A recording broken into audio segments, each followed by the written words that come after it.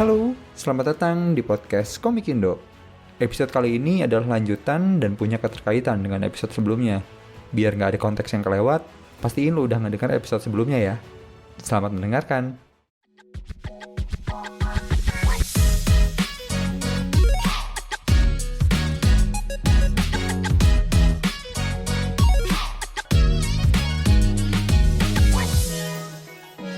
Ini pengen tahu juga nih, kan Grand Legend Ramayana ini bisa dibilang ceritanya mengadaptasi dari Ramayana ya. Dan Mas Is juga ada komik lain juga yang mengadaptasi dari Mahabharata ya kalau nggak salah, Garudayana. Nah, ada nggak sih perbedaan pembuatan premis saat buat cerita yang dari adaptasi? Kalau nggak salah Mas Is juga kan pernah ngebikin komik yang dari adaptasi novel ya, 5 cm. Dan mungkin perbedaannya ngebikin premis atau cerita komik yang dari adaptasi dan yang pure beneran original kayak misal Wind Rider atau Night of Apocalypse, itu perbedaannya kayak gimana sih Mas? Ya, yang pertama tentang novel 5 cm itu adalah adaptasi murni dari novel. Jadi saya baca novelnya, kemudian saya jabarkan dengan penambahan kreativitas adegan-adegan yang tidak ada, tentunya dengan seizin pengarangnya, tektokan, ataupun bagaimana saya melihat adegan tersebut dari sudut pandang saya secara personal yang berbeda gitu. Ini saya tuangkan. Sementara di Garudayana dan Grand Legend Ramayana sebenarnya tidak tepat, walaupun tadi kita mention adaptasi gitu ya, tapi sebenarnya kalau tadi dibandingkan dengan novel ya tadi ya. Nah, Grand Legend Ramayana dan Garudayana secara tepat saya lebih sering menyebut terinspirasi. Jadi, dalam case Grand Legend Ramayana, saya terinspirasi dengan kisah Ramayana. Saya mengambil beberapa plot dasar karakter-karakter utamanya, dan tantangannya adalah bagaimana menceritakan ulang inspired story tersebut melalui gaya bercerita dan gaya visual saya, seperti itu. Kalau di Grand Legend Ramayana memang pendekatannya lebih serius, terkait dengan karakter utamanya, Rama nih.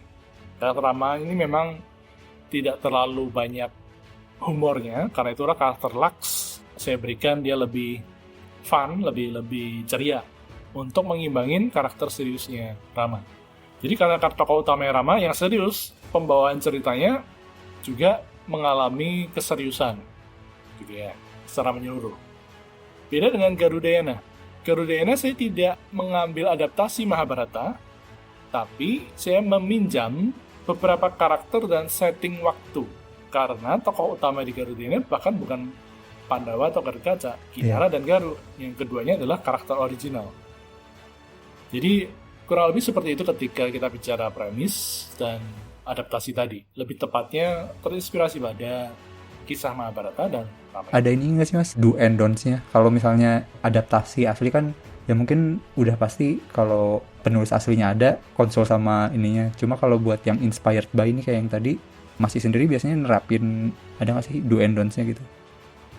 Ya, sebenarnya ini bukan do and don'ts ya, tapi secara personal memang bagi saya ketika terinspirasi dari gitu ya, kita juga perlu aware akan source-nya. Source-nya ini seperti apa?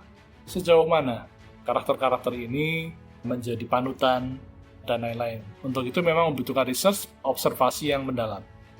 Karakter Rama dan lain-lain, karakter Mahabharata, Pandawa, dan lain-lain. Jadi bagi saya sendiri, do and don'ts-nya memang mempelajari kembali, awareness kita juga perlu ditingkatkan, sensitivitas kita akan karakter ini, penerimaannya, dan seterusnya. Apalagi sekali lagi, cerita-cerita ini sudah dikenal publik. Banyak orang yang memang udah tahu ceritanya, bahkan mungkin penggemar karakter aslinya seperti itu. Jadi, dalam hal ini, Garudayana dan Grand Legend Ramayana, saya tidak mengolah atau mengubah karakter-karakter yang memang penting, atau yang dikenal luas. Sebisa mungkin saya tetap menghormati karakter-karakter tersebut tanpa ada banyak perubahan. Tapi pada karakter-karakter lain yang memang saya merasa dan mengobservasi bahwa oh ini karakter bisa nih diolah gitu ya. Karena memang setelah dari hasil research, karakter ini ternyata bisa digubah atau dialih bentukkan atau alih sifatkan seperti itu. Jadi memang do and don'ts kembali lagi kepada observasi dari research kita atas source tadi atau sumbernya, termasuk empati, sensitivitas kita juga perlu ditingkatkan atas hal ini. Berarti ya awareness-nya lebih ke make sure lagi si research bahan-bahannya, sama jangan lupa bahwa orang-orang juga pada tahu nih ceritanya. Betul, sudah tahu gitu ya, bukan murni baru. Nah ini saya juga penasaran soal Grand Legend Ramayana ini kan tadinya setahu saya dikerjakan sama Mas Is sendiri ya di awal-awal. Terus aku nggak tahu starting sekitar chapter 26. 20-an? Ya 20-an. Itu mulai masuk ke Exile. Ya itu kalau nggak salah Mas Is mulai ngegandeng Mas John juga ya untuk ngebikin komik Grand Legend Ramayana ini. Betul. Boleh tolong diceritain nggak itu gimana prosesnya, kenapa sampai akhirnya mengajak duet maut ini datang kembali gitu ya? Ya, John adalah teman SMA saya, teman baik saya. Di SMA kami sudah bikin karya-karya iseng bersama gitu ya. Kemudian kuliah kebetulan di kota yang sama. Dan hampir setiap saya bikin karya, saya selalu nunjukin ke John terlebih dahulu. Oh. Sejak awal sekali. Bahkan sejak Wind Rider. Wind Rider setelah kami lulus kuliah, saya came up with konsep-konsep untuk dikirimkan ke Alex, ke Gramedia. Saya tunjukkan ke John, kami bahas bersama, kita bikin bareng. Pun halnya dengan Knights of Apocalypse. Knights of Apocalypse itu konsep ceritanya dibikin oleh Aswin. Aswin juga salah satu teman SMA saya, bareng sama John. Kemudian saya bawa ke John, kita olah bareng, pengolahan bareng lagi dari cerita yang ditulis zaman SMA gitu ya. Pun dengan karya-karya saya yang lain sebenarnya, termasuk bahkan Garudayana. Garudayana pun yang awalnya adalah komik pendek untuk lomba Anime Monster, itu pun juga saya bawa ke John. John, aku ada cerita konsep seperti ini, menurut lu gimana? Ada masukan seperti apa dan seterusnya. Pun dengan Grand Legend Ramayana, artinya kalau kita melihat dan saya tadi ceritain, ya emang dari awal aku bikin karya, udah aku tunjukin dulu ke John. Dan karena John arsitek, dia juga punya kesibukan, nggak semua project pada akhirnya jalan bareng. Garudayana pada akhirnya aku bikin diri di awal gitu ya, pada akhirnya nanti di episode 6 sempat melibatkan John, yang sama dengan Grand Legend Ramayana. Ketika di episode 20-an, chapter 20-an, John akhirnya ada waktu untuk bisa terlibat, yaudah yuk kita garap bareng. Jadi sebenarnya bukan kapan membutuhkan, ya sebenarnya kapan John available. Oh, oke. Kalau memang sedang tidak available, ya saya akan jalan sendiri. Tapi secara prinsip dari awal, dari karya saya yang pertama, memang saya selalu membicarakan karya-karya konsep-konsep terutama dan ceritanya kepada John. Oh, sih, oke. Dan kalau nggak salah juga pas saya lihat di awal-awal jadi dua nama ini, Mas John sebagai writer juga ya. Kukira tadinya karena beliau arsitek dan jago memang gambar, digambar aja, ternyata mixing di cerita juga ya, ngegodok bareng juga. Sejak awal sih di Wind Rider juga ceritanya bareng, co-writing. Kalau di Wind Rider memang peran dia lebih banyak dibikin background ya, lingkungan Aeropolis dan lain-lain. Di Knights of Apocalypse, John juga banyak bikin background, konsep-konsep, desain. Ada juga co-writing bareng. Jadi cerita KOA itu awalnya dari Aswin, kemudian dikembangkan oleh aku dan John, kemudian balik lagi ke Aswin untuk pengembangannya lagi. Jadi emang semuanya terlibat di situ. Di Grand Legend Ramayana memang tertulis John juga co-writing, artinya juga pengolahan penceritaan bersama. John juga sempat terlibat di co-writing itu, dia bikin storyboard juga, aku kembangkan lagi. Jadi tektokan seperti itu. Kita bahas konsep kedepannya seperti apa, pengembangannya seperti apa. Kurang lebih demikian. Tapi berarti karena memang udah tahu konsep awalnya, begitu join udah langsung bisa ngelanjutin aja gitu ya? Tampaknya demikian ya. Tadinya pengen nanyain gimana kalau orang yang belum tahu konsep awalnya nyemplung tuh gimana, tapi ternyata oh ya harus dipelajarin, ngomong lagi, ngobrol aja gitu ya. Iya, oke. Nah ini aku jadi tertarik juga. Ini kalau dari Mas sendiri pas ngebikin komik, ya misal Grand Legend Ramayana ataupun yang lain, yang pertama ditentuin dulu itu biasanya apa sih Mas? Soalnya ini aku pribadi ya, aku ngerasa komik-komiknya Mas ini universe-nya itu selalu firm gitu. Kayak Grand Legend Ramayana ini, bahkan kan kayaknya peta dunianya pun udah ketahuan ya, mana Alengka di mana, terus kota-kota lain di mana. Begitu pun dengan Wind Rider gitu, kayaknya universe-nya tuh udah kelihatan gitu firm kayak gimana. Tapi di lain sisi aku ngeliat juga karakter-karakter komiknya Mas ini ikonik banget juga. Jadi apa ya terbukti dari Grand Legend Ramayana gitu yang jadi karakter dalam game, atau Gatot Kaca deh yang paling terkenal gitu kan, jadi karakter game juga. Itu kan kalau nggak ikonik tidak mungkin jadi karakter yang gampang dialih mediakan gitu ya. Ini aku penasaran aja sih, yang pertama ditentuin sama Mas Is tuh biasanya apa sih? Universe-nya kah, karakternya kah, atau justru ceritanya duluan gitu yang Mas tentuin? Cerita itu selalu belakangan. Yang paling pertama adalah ide konsep. Contohnya Wind Rider. Ide yang muncul itu adalah tentang karakter pilot diesel punk yang melayang-layang di udara menggunakan pesawat yang bentuknya motor dengan background kota-kota melayang, bukan pulau melayang tapi kota, gedung-gedung yang bertumbukan menjadi satu, bukan pulau kan banyak ya pulau melayang. Jadi lebih banyak ke ide terlebih dahulu, sama seperti Grand Legend Ramayana nih, kita bahas idenya itu adalah bagaimana mengemas kisah epik Rama Sinta Rahwana tapi dalam pengolahan fantasi noir stories, crime stories. Garudena, idenya adalah bagaimana bikin Mahabharata tapi yang shonen manga adventurous. Yes. Setelah ide, ketika ada ide, belum tentu karakternya udah ada kan. Ide itu seperti tadi, ide itu bisa aja karakternya masih void, masih random karakter. Baru nomor 2, bagi saya yang penting adalah visual karakternya dulu. Mostly karya-karya saya memang berangkat dari karakter. Secara visual ya, karakternya dulu. Pasti karakternya dulu muncul, terbentuk, yang nanti ya karakternya akan mengalami banyak proses. Saya sedang mempersiapkan konsep booknya Grand Legend Ramayana. Di sana saya akan tampilkan konsep-konsep desain awal, keputusan-keputusannya, pengolahannya seperti apa. Nanti akan bisa dilihat konsep awalnya seperti ini, kemudian desainnya menjadi berubah begini karena apa. Sama seperti yang ada di konsep booknya Knights of Apocalypse. Di situ bahkan komik KOA kan saya ada 3 buku, kemudian ada plus sketch and concept. Di situ saya tampilkan bahkan sketsa yang dari zaman original, zaman SMA. Jadi di sana sudah ada karakternya. Kemudian mengalami perubahan, di situ saya tampilkan dan ada notes tentang kenapa berubah seperti ini dan gitu. Di Grand Legend Ramayana sedang saya susun seperti itu ya. Kemudian dari looks karakter sekali lagi mengalami perubahan seiring dengan cerita. Kemudian barulah masuk pada lingkungan, konsep, background konsep, environment. Kemudian dari situ masuk kepada pengolahan cerita, plot, cerita.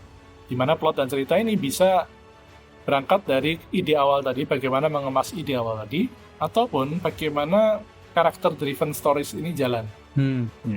Seperti misalkan Garudena, karakternya adalah Kinara, treasure hunter. Itu karakter driven, bagaimana karakter Kinara ini bertualang di dunia wayang Arcapada. Case-nya agak berbeda di Grand Legend Ramayana. Grand Legend Ramayana ini tadi inspirasinya adalah bagaimana menampilkan cerita yang utuh Ramayana dari awal sampai akhir. Ya kan, mulai dari Rama belum diasingkan, runut. Beda dengan Garudena, secara bebas saya mengambil plot di tengah gitu ya, tanpa harus menceritakan Pandawa dan Kurawa dari awal. Tapi berarti Grand Legend Ramayana sekalipun ceritanya udah ada, tapi tetap diramunya terakhir ya? Betul. Kita udah tahu ceritanya gitu ya, semua orang udah tahu ceritanya nih Ramayana. Tapi tantangannya tadi bagaimana caranya supaya cerita yang udah tahu ini bisa menjadi menarik. Pada akhirnya kembali lagi ke ide tadi. Sedang ingin mengolah dalam visual karakternya pakai jas hitam dengan style yang unik seperti itu. Nanti konsep artnya kira-kira akan keluar kapan, Mas? Boleh dikasih bocoran? Semoga dalam tahun ini bisa disiapkan ya, sedang saya persiapkan. Oke. Yeah. Jadi lu yang nanti mau nyari konsep artnya ditabung aja dulu ya. Buat siap-siap nanti. Ya mungkin tahun ini atau tahun depan kali ya. Oke. Oh iya, pertanyaan saya tadi juga pengen nanyain soal universe yang kokoh gitu. Kan tadi environment baru Mas Is bikin ke-3 ya, setelah karakter bahkan. Nah, itu gimana sih maksudnya ngebikin universe yang rules-nya tuh bener-bener udah oke gitu. Yang misal Grand Legend Ramayana deh, dari banyak suku-sukunya, terus dari konsep pembuatan yaksa yang gitu-gitunya itu kan bisa dibilang konsepnya cukup grand ya, cukup gede banget gitu. Itu makan waktu cukup lama gak sih Mas untuk ngebikin itu? Sangat lama ya. Kalau Grand Legend Ramayana memang sudah curi start ya tadi kan, sebelumnya mau ke Mako dulu, jadi memang sudah punya set karakter mulai dari Rama Sinta karakter utama Hanuman, bahkan hingga ke Alenka karakternya sebenarnya udah ada satu set untuk Garuda. Tapi yang dari versi Mako menuju ke versi Reon mengalami perubahan desain juga. Oh, ada perubahan. Ada perubahan kostum, detailing dan lain-lain, ada karakter yang agak berubah, itu ada. Ada yang sama juga. Rahwana itu dari awal sama, persis tidak berubah sama sekali Rahwana. Desainnya Ravan itu sama. Yang lain ada sedikit perubahan-perubahan, ada yang ekstrim perubahannya. Kumbakarna itu yang paling ekstrim. Apalagi ya. Jadi kalau kembali ke pengolahan universe, memang tadi environment sudah ada. Tapi memang itu proses cukup lama ya untuk mengolah. Baik itu Wind Rider, Knights of Apocalypse. Wind Rider pun saya butuh waktu untuk membuat desain-desain pesawatnya. Di Knights of Apocalypse juga ada 3 faksi atau lebih gitu ya, faksi-faksi luar angkasa yang masing-masing punya ciri khas tersendiri. Pun di Grand Legend Ramayana maupun di Garudayana juga itu adalah proses yang cukup panjang. Dan proses cukup panjang itu walaupun di awal sudah dipersiapkan, tapi karena Grand Legend Ramayana memakan waktu bisa 10 tahun ya pengerjaannya, tentu saja dari konsep-konsep yang awal banyak juga yang seiring dengan jalan mengalami pengembangan atau perubahan. Ada tentu saja dalam hal konsep bikin manga yang maraton panjang gitu ya, perjalanannya panjang, kadang-kadang ada hal-hal baru yang baru muncul di tengah-tengah. Tidak dipungkiri, tentu saja ada ide-ide yang baru itu selalu muncul soalnya. Jadi ada yang memang cerita-cerita yang di awal belum ada, kemudian di tengah baru muncul. Itu tentu saja terjadi. Jadi maksud saya adalah pengolahan universe itu progresif seiring dengan waktu dan perjalanan produksi. Oh, nggak apa-apa gitu ya, maksudnya universe-nya ada perkembangan, pertambahan rules dan lain-lain. Asalkan kita tetap setia pada plot dan konsep awal. Oh, oke. Berarti kunci utamanya mau lore-nya gimana pun setia sama konsep paling awal itu ya. Tentu saja. Ada nggak sih biasanya kalau menurut Mas Is sendiri yang sering kali orang-orang atau kan Mas Is ngebikin environment udah banyak ya, yang biasanya orang kepleset saat ngebikin environment atau universe tuh apa sih Mas? Apa ya? Mungkin kalau lihat, saya kan juga mengajar ya di kampus. Jadi kadang-kadang ada mata kuliah ilustrasi ataupun mata kuliah komik dari mahasiswa-mahasiswa gitu ya. Beberapa itu ketika bikin konsep komik, dalam hal ini kita bicara komik, itu ingin bikin komik yang karena terinspirasi dari manga gitu ya, yang puluhan volume. Oh iya. Jadi mau bikin komiknya panjang banget. One Piece, waduh. One Piece sudah 100 volume lebih gitu ya. Iya. Jadi kadang di awal itu sangat grand, bahkan over grand, memikirkan bisa mencapai bervolume-volume. Tentu saya tidak dalam posisi bilang itu keliru gitu ya. Tapi saya akan menyarankan, mulailah mengukur kapasitas produksi, kapasitas stamina dari cerita pendek.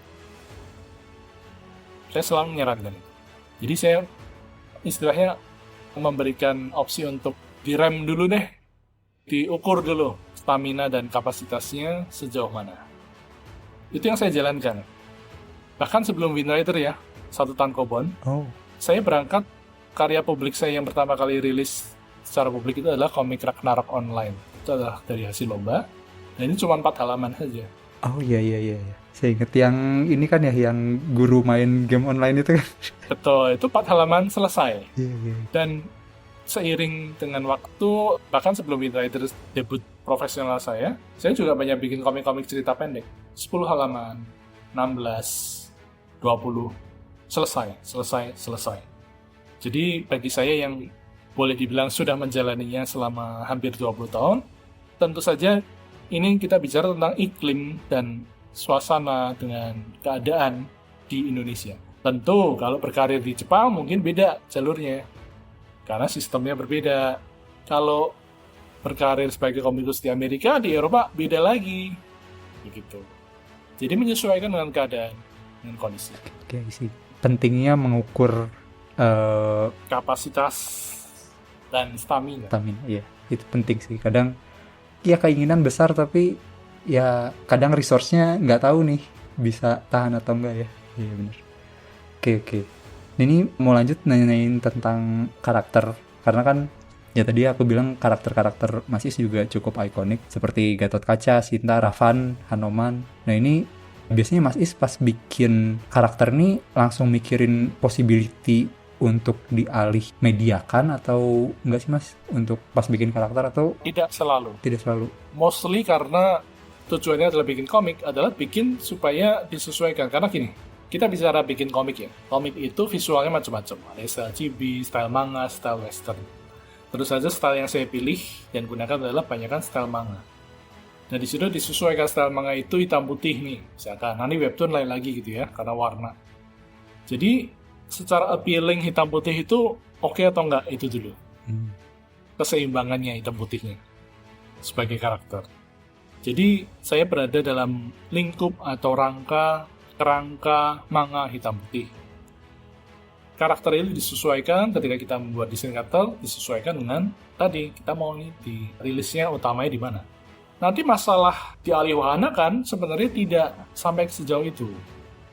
Sama halnya industri di Jepang sebenarnya, walaupun memang sudah ada mekanisme nanti jadi anime dan game, tapi bagaimanapun juga mangaka akan fokus pada rilis di hitam putih manga. Titik. Masalah nanti jadi anime itu urusan nanti kalau populer, kalau ada tawaran. Balik lagi, tidak selalu. Dalam case Green Lantern Ramayana ada hal yang unik. Sedari awal Green Lantern Ramayana karakter-karakternya sudah saya buat dengan mindset supaya bisa menjadi cosplay yang bagus, cosplay bait. Oh iya. Sengaja di Green Lantern Ramayana itu sengaja banget. Jadi saya sudah memikirkan gimana kalau seandainya desain karakternya dilihat, orang itu jadi pengen mengcosplaykan dan hasilnya bagus. Iya sih. Dan unik. Terutama ya Rama, Laksmana, Sinta, dan Rahwan. Ya karakternya cosplayable banget sih, maksudnya mereka pakai jas terus senjatanya seperti itu. Dan kalau nggak salah sempat ngelihat juga ada kabaret cosplaynya juga ya Grand Legend Ramayana. Live show-nya. Yeah. Oh. Yang tadi karakter berarti yang penting fokus aja dulu ke media utama yang lagi kita jalanin ya. Masalah alih wahana atau alih media itu possibility nanti lah kalau memang ada gitu ya. Ya, kecuali ada agenda-agenda tadi. Oh, aku pengen di cosplay ini. Atau, oh memang ini mau dijadiin game nih. Ya, tidak ada masalah ketika di awal sudah disiapkan. Oke. Kira orang 4 halaman, oh gampang nih cuma menuangkan ide. Enggak. Maskot itu harus punya representasi brand. Dalam ini brand ini adalah Timnas misalnya. Jadi karakter yang paling sederhana yaitu Tintin atau Yotsuba, manga nih. Pun sama dengan Goku, Dragon Ball. Yang sana udah lari 50 tahun yang lalu. Kita baru mau mulai lari.